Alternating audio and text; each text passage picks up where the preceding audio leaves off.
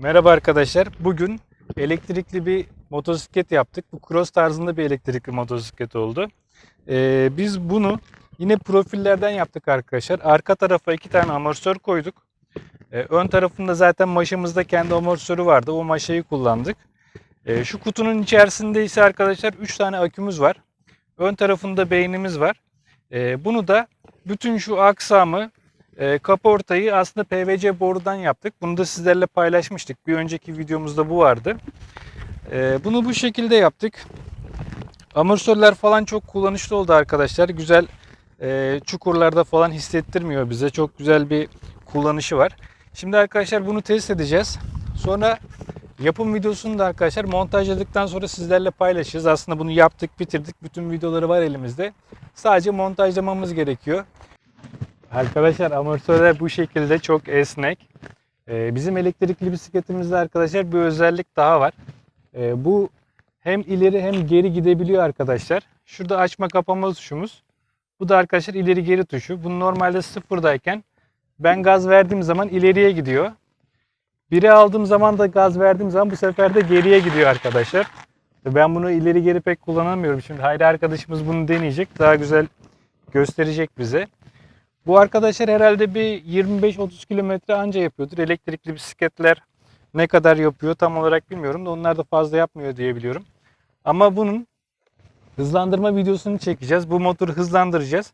Kaç kilometre yaptığını da birazdan çekeceğiz arkadaşlar. Ona göre hızlandırma videosunu da çekeceğiz. Sizlerle paylaşacağız. Hemen arkadaşlar Hayri arkadaşımıza ben bunu teslim edeyim. O bir kullansın. Hem ileri hem geri kullanacak. Bize marifetlerini göstersin arkadaşlar. İyi seyirler.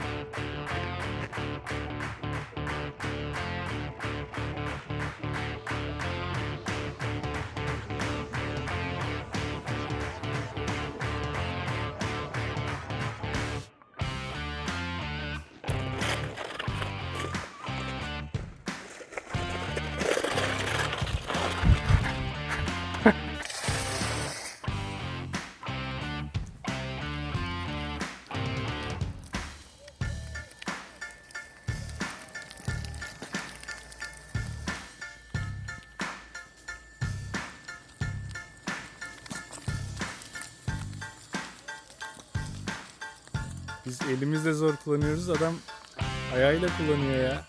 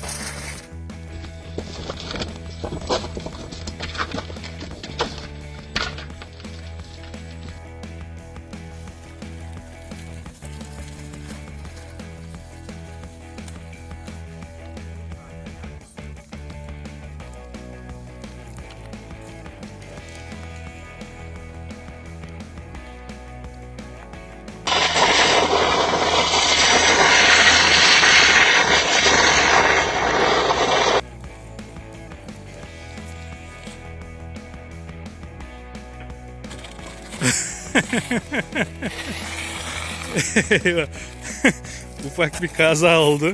Evet arkadaşlar, testimizi yaptık. Gayet güzel bir şekilde, konforlu bir şekilde sürüşü var arkadaşlar. Çok güzel olmuş.